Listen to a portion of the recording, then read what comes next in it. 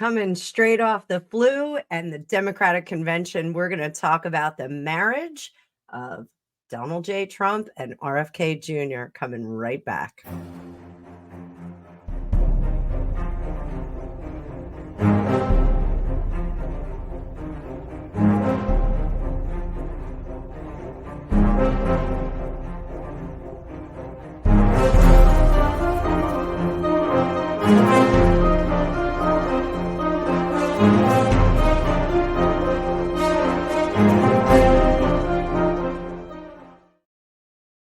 Welcome to Fortune Cookies Tarot. I'm Annabelle. I'm a tarot practitioner for over 35 years. And in this video, we are going to get down and dirty with politics. So the Democratic National Convention, I wanted to do a bit more of a cover of that, but I came down with the flu. Gregopedia and I were both laid up for quite a few days. We're just waiting for the kids to get it now. This is my first day out of bed. I'm a little sweaty, but I'm good to go. It is Sunday. I want to make sure that I have content for you guys all week. So we're going to do 5 parts on this one, as I've done in the past. You guys seem to like that, but I'm going to try and make the videos a little bit longer, a little bit beefier for you. So I am a little raspy. I do not have spasmodic dysphonia like RFK Jr. So just to give you a little skinny on me, if this is your first time watching, thank you. If you are a seasoned cookie jar follower, thank you so much. If you are a new member, thank you, thank you. Those that are in the Tarot Master Group, I'm going to have an exclusive members only live for you pretty soon. There's only a small number of Tarot Masters, so I may have to reach out and make sure that you're going to be available at the time that I'm doing it. I just started doing the memberships. My Tarot 101 class is going to be done on schedule. So that was someone moving a table upstairs. It'll be done on schedule. You can find all the links to my digital academy, and you can book your 20% off reading for the rest of the month with me in the description of this video and in my bio, on my bio page. So let's talk a little bit about this marriage of RFK Jr. and Donald J. Trump. I actually was very keen on RFK Jr. Reason being that I do think that the Democrats of the heyday of Camelot were very even keeled. It wasn't the Democratic Party that we have today. It wasn't quite as robust in some circumstances. So I think, getting back to a more moderate approach to government and economy in the United States and worldwide is a little bit of a necessary thing that we need to do right now. I just think that, we're trying to, if you have a classroom of 20 kids or 30 kids, you can't make all of them happy. You've got to try and get the bulk of them happy and then kind of bring everybody else along. So that being said, it's just my opinion, but and I know a lot of people like to stay away from politics. I don't. I come from a very political family, not that we were in politics, but we like to talk about them.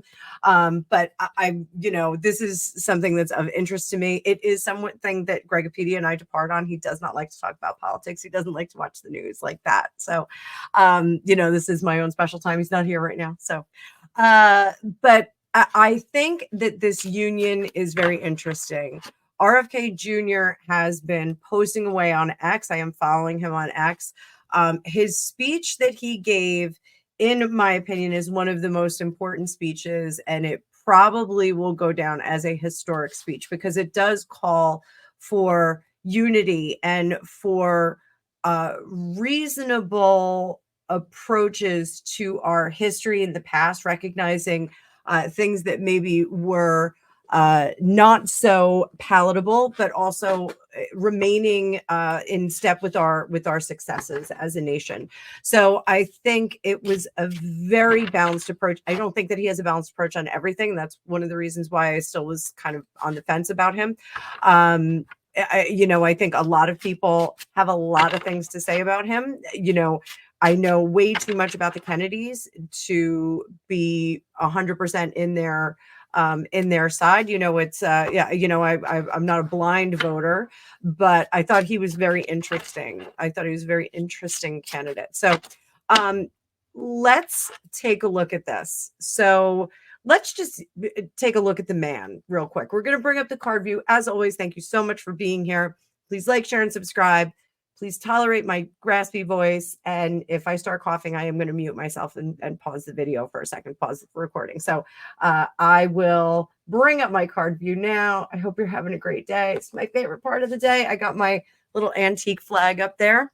So let's just get an idea of the man. The Kennedy legacy is one that is rich and really, you can go down a lot of rabbit holes with it. So let's just get an idea of RFK Jr., the man, in this capacity. So we've got the Ace of Swords, new beginnings. This is very disgruntled here. Has some very negative feelings about what's going on. There is something holding him back at his core. Some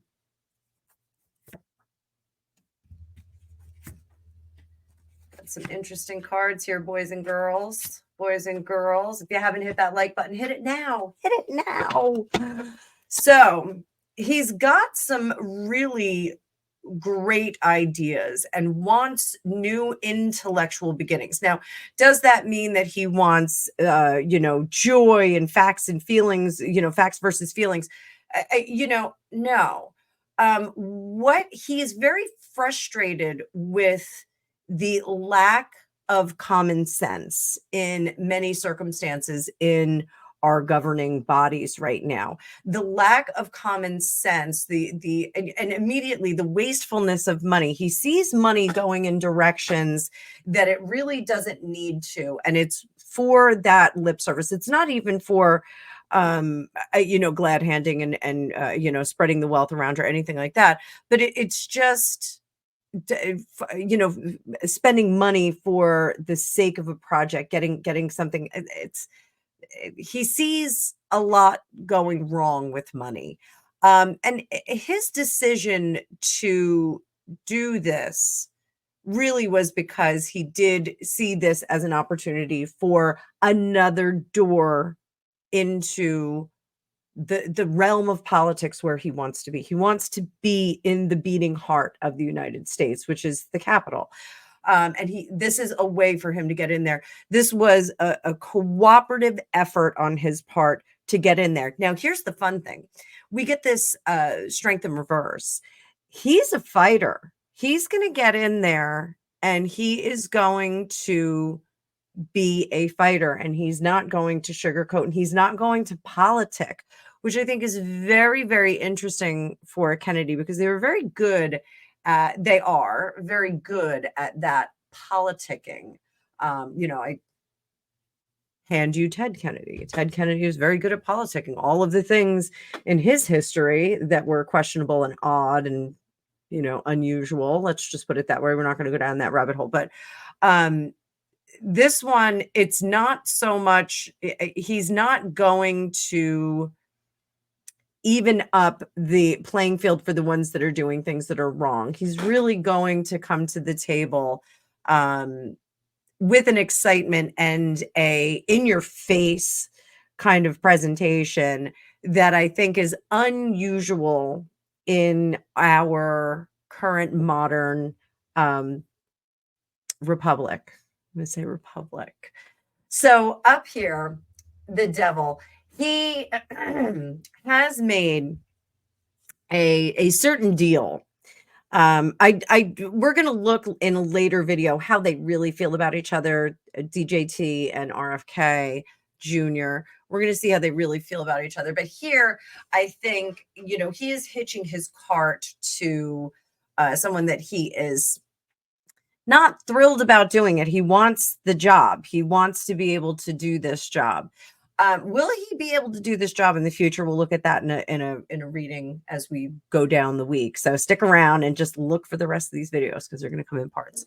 So, he is going to be in their face. He is here to stay. He wants to move forward and eventually wants to get into the top position. He's not opposed to that. So I wouldn't be surprised if he is going to be a front runner in Trump's cabinet if Trump gets elected, and it will be grooming and preparing for him to take on the role in the next election.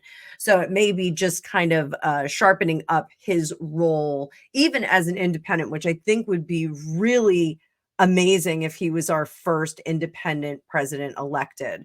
If the next election, the 2028 election, yields an independent, it might be very, very cool. So down here, he is willing to take on all of the baddies in the government. I can't say it any other way. He wants to take on all of the and cut out the wastefulness. There's so much wastefulness. It's a very different government that RFK is living, that is seeing now, than he lived in during the days of Camelot. Now, keep in mind, he was, I'm not sure exactly how old he was, but he was old enough to remember his father being killed, remember his uncle being killed. He remembers what was going on during those times. The Kennedys are not like our families. They raise up their children to be very, very precocious and politically precocious and astute. They're not left to their own devices, and then when they go to college, they figure it out. They really do have those discussions at the table. And I know this from reading books upon books. Grandpa Joe was a stickler for play hard, study hard. And if you're not number one, one of the stories is, if they didn't come in first in their competitive sports, they would have to eat in the kitchen. They weren't allowed to eat at the dining room table. So they were actually punished for not coming in first, which I think is a little hardcore, but you see where it gets you. So others are seeing him as a standout. He still does not fit a mold, but people are watching him. They are watching him to see where he is going to fit in. Now, this is the hope. The hope is that we get a resurgence of Camelot, that we get something that develops out of this. Now, we've got two outcome cards here. This is one outcome. We're not going to go gently into that good night. We're coming out fighting. And up here, we're not going to be disappointed by what he yields. So I think it's going to be very interesting to see him in action. So will we see him as part of Trump's cabinet? Will we see him as part of Trump's cabinet? Will we see RFK as part of Trump's cabinet?